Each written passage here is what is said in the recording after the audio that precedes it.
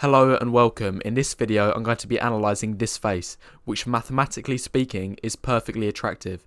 So what do I mean by this? Well, if you look at certain distances between one feature and another, look at certain facial ratios, sizes, definitions, etc., then this will be the end result. So in theory, this image, which was generated by computers, is as close to a perfect male 10 as we can get. And there are a total of 55 different features which are broken up into 4 parts which make this man perfectly attractive. We're going to be starting from the bottom up, so in this first part we're going to look at the jaw, and there are 10 things in total which make this jaw perfectly attractive. So let's get this started. The first feature is what's known as tight hyoid skin. So this is the skin where the neck meets the chin and the jaw, and it should be tucked tightly beneath the neck.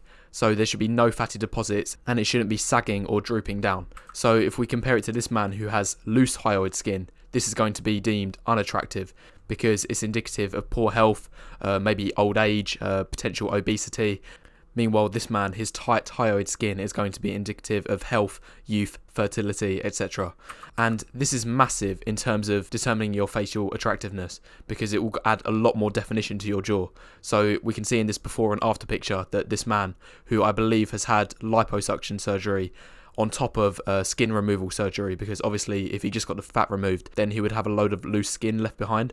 So he's got double surgery, and you can clearly see the difference now where his jaw is a lot more defined, it looks a lot more healthy and even younger as well. So, and because of this, I'll give it an importance level of 5 out of 5. So this is definitely something that you want to look for and potentially recorrect through the measures that I've already stated. And just to clarify what I mean by this importance system, so obviously no two facial flaws are going to be made equal. So if somebody has a slightly upturned nose, it's not going to be anywhere near as bad compared to if somebody is missing 3 teeth or if his jaw is severely recessed. So I've just created this importance system which grades different flaws on a scaling of 5 to 1. So 5 being the most crucial flaws and 1 being the least important. They don't really make much of a difference. And I just want to make myself clear that when I'm giving these importance ratings, that this is completely my subjective opinion. So all the other features, the 55 features that I'm going to analyse in this series, they are going to be objective. They are going to be near universally considered attractive by the vast population. But this importance system that I've come up with, this is completely my subjective opinion. So you can either agree with it or disagree with it in the comments below. So just to explain what I mean, anything that I've given a 5, this is a crucial feature. And if you lack this, this will pretty much automatically make you sub 5. And obviously that's a big claim to make. Like, I'm not even going to hold myself accountable for this. Because obviously there will be exceptions. I can think of some off the top of my head quite easily actually.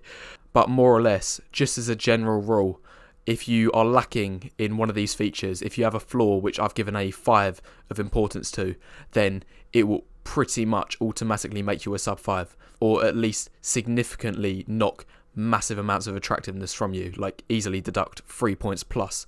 And there are 10 of these. 10 of these out of the 55 features in total are what I consider these 5 out of 5 crucial flaws. So you'll want to have a look out for them.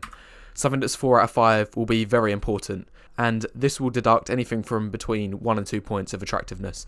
And again, I just want to make another disclaimer on this sentence here, because quite obviously you can't keep deducting points until you reach negative numbers. It just doesn't work like that. But what I'm trying to say here, if an 8 out of 10 has one of these flaws, which I've said is very important, then that could easily knock him down to a 7 or a 6. Meanwhile, if a sub 5, let's say a 3 out of 10 man, has exact same flaw, that's not really going to do much damage. That's not going to knock him down a huge lot, because at that point, once you're sub 5, your looks are already finished at that point anyway. So I guess in a sense that the 1 to 10 scale that we're so familiar with using could be quite limiting in that sense. A feature that I've given 3 out of 5, this will be quite important, and it can knock anything up to a point, I would say, in terms of your attractiveness. And again, the same thing being used as last time, that once you reach sub 5, it's not going to mean much difference anyway. Moving on to 2 out of 5, this will be, I'll describe as just a bonus. So you can manage without these features, and the flaws aren't going to be that major, but they help, they give you a little boost. And then anything that's 1 out of 5 will just be a little bonus, like this is the sugar on top kind of thing. And now I've explained the importance system, I just want to say again that I would give tight hyoid skin an importance level of 5. You will never see a top model, celebrity or actor who stars in mainstream movies, especially when the actor is meant to be attractive, with this loose hanging hyoid skin. They will always have a very clearly visible and defined jawline. Moving on to point number 2, the chin to Philtrum ratio, and I've given this an importance level of 4. So this is the ratio that your chin makes with your Philtrum, which is a little bit of skin between your mouth and your nose. And I would say the ideal chin to Philtrum ratio will be around 2.5 to 1. So your chin is 2.5 times bigger than your Philtrum. So anything larger than that will give you an ogre-like appearance, because it's just going to make you have a massive chin, while anything smaller than that will make you appear babyish, feminine, neotenous. So the most ideal chin to Philtrum ratio will be around 2.5 to 1. Point number 3, having equal thirds of your jaw.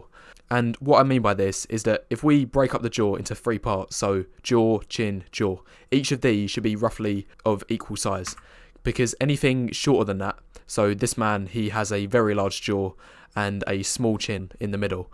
This is going to give you a triangular sort of shaped jaw, and this will give you like a goblin devil-like jaw shape, you know, with the pointy chin, and this is going to be less attractive. Meanwhile, this person who has a very wide chin and his jaw is quite narrow on either side, this is going to give you a box-shaped kind of jaw. And it's a big misconception that a lot of people think that this is ideal, but this ends up giving you a squarish sort of head, so this isn't desirable either.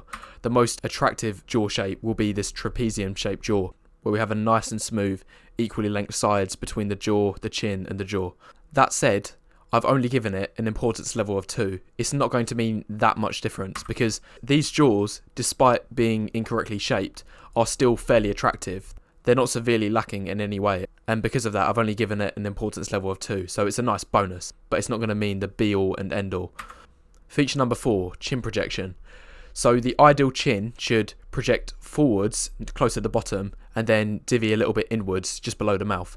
Because otherwise, if you don't, then you're going to have what's known as a flat chin, which will just add overall to facial flatness. And I've given this an importance level of 3.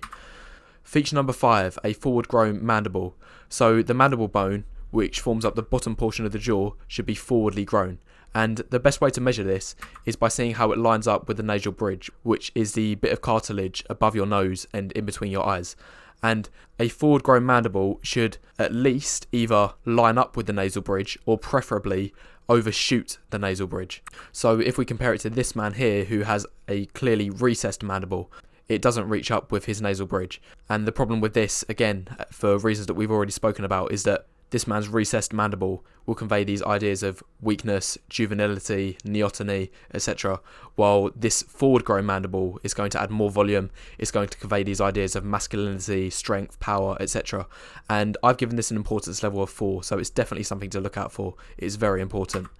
Feature number 6, a near parallel to ground mandible. So again, the mandible that we've already spoken about should be close to the horizontal plane. Obviously, you don't want it to be completely horizontal, completely flat with the ground. However, a nice smooth and gentle downhill is preferable. I would say an angle of around 10 degrees is ideal, because anything longer than that is going to give you a really steep mandible. So in this image, the man has a mandible angle of roughly 30 degrees, which makes it very steep. And again, those same sort of ideas being conveyed of this jaw being unmasculine because it lacks the depth and the volume to the jaw. And I've given this an importance level of 4, so it's definitely something you want to pay close attention to. Reason number 7, having a straight mandible, and this is very important. I've given it an importance level of 5. So the mandible bone should be as straight as possible. You don't want it to be curved like this man. This is undesirable. And if we just do a side-by-side analysis of a curved versus straight, and even just based off first reactions, you can see the differences in terms of attractiveness between the curved mandible and the straight mandible. This mandible is going to convey these ideas of weakness, fragility, feebleness, while a straight mandible is going to be strong and robust. Meanwhile, a curved mandible is going to appear juvenile, feminine, neotenous, etc. Meanwhile, a straight mandible is going to appear masculine and dominant. A curved mandible is likely to show that the man is of lower testosterone, while a straight mandible shows that the man is of higher testosterone. And because of this, I've given it an importance level of 5. Just to make one more point on this feature, if you take a look at superheroes or high-profile actors being cast for major mainstream movies, you will never see any of them being cast without this quintessential forwardly grown and perfectly straight mandible.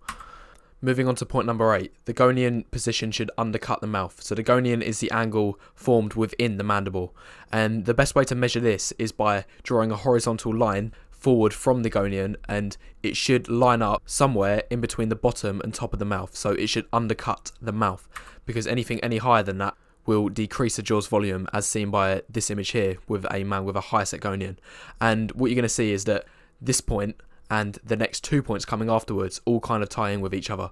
So the 9th point is that you should have a short gonial angle, and this is the angle made within the mandible, and it should be preferably shorter. An ideal angle is roughly around 110 degrees, because obviously you don't want it perfectly perpendicular at 90 degrees, but most people suffer is in the sense that their gonial angle is too steep, as seen in this man here again, that he has a gonial angle of roughly 170 degrees, which is far too steep.